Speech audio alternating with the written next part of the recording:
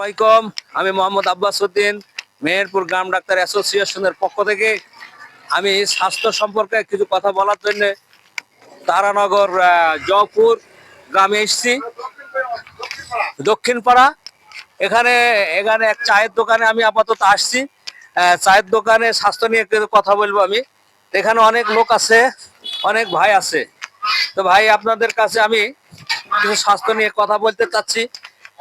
যে আপনারা সবাই তো চা খাওয়ার জন্য এখানে এসেছেন, ঠিক না? চা খাবেন, পান খাবেন, সিগারেট খাবেন, দরজা, তামাক, গুল যা কিছু আছে সবগুলো তো আপনারা খাচ্ছেন, ঠিক না? কিন্তু আপনারা কি জানেন যে কোনটা ভালো কোনটা খারাপ? এগুলো তো আপনাদের জানার দরকার। আমি সেইগুলাকে আপনাদের জানানোর জন্য আমি এসছি। আপনারা আপনারা যে চা খাচ্ছেন, চা উপকারী জিনিস। চা চিনি ছাড়াও চা খাওয়া যায়। চাতে আপনারা চিনি খাবেন না, চিনি কম খাবেন। চা কয়যুক্ত খাবার। চা খেলে আপনার শরীরের ক্লান্তি দূর হবে, আপনার শরীর রিল্যাক্স আসবে। কিন্তু আপনার চিনি খেলে আপনার ডায়াবেটিস বাড়বে। ডায়াবেটিস বাড়লে আপনার ওই যে ফ্যাটি হবে, মোটা হবে এবং হার্টের সমস্যা হবে। আমি আপনাদের কাছে অনুরোধ করব, চিনি আপনারা কম খাবেন। চিনি ছাড়াই চা খাওয়া যায়। আর আরেকটা জিনিস হচ্ছে, আপনারা তো পান খাবেন, পান খান। পান ভিটামিন সি, পান স্বাস্থ্যকর খাবারের ভিটামিন সি পূরণ করবে। পান খান। পানের সাথে আপনারা সাদা পান খাবেন আর কি।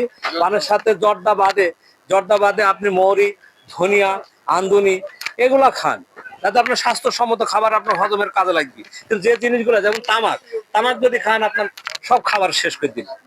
এতে নিকোটিন আছে, আপনার শরীরের ক্ষতি করবে। গুল এগুলো খেন না। তবে আপনারা হয়তো মনে করবেন যে আমি চায়ের দোকানে এসেছি, চায়ের ব্যবসা নষ্ট হয়ে যাবে। কিন্তু চায়ের ব্যবসাটা আবার ভালো হবে, কারণ চায়ে যদি চিনি কম দেয়, তাহলে সে স্বল্প পয়সায় আপনাকে চাটা দিতে পারবে, তার লাভ হবে। আপনার পান খান, তামাকের দরকার নেই তো। আপনার পান সবকিছু খান, কিন্তু সীমিত খান। হয়তো একদিন অভ্যাস ত্যাগ করতে পারবেন না, আরো আপনাদের সময় লাগবে। তো ভাই, আমি এখন এই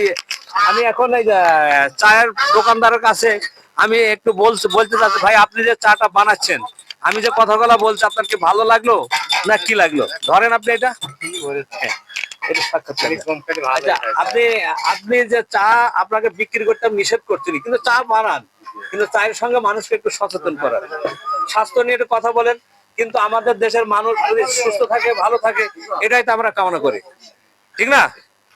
আমি আমি এই মুহূর্তে আমি যে ভিডিওটি আমি প্রকাশ করলাম, যদি আপনাদের ভালো লাগে তাহলে আপনি কমেন্টে অবশ্যই জানাবেন, এবং আমার জন্য আরো লাইক, কমেন্ট এবং শেয়ার করবেন, যাতে আপনাদের আরো নতুন কিছু আমি দেখাতে পারি।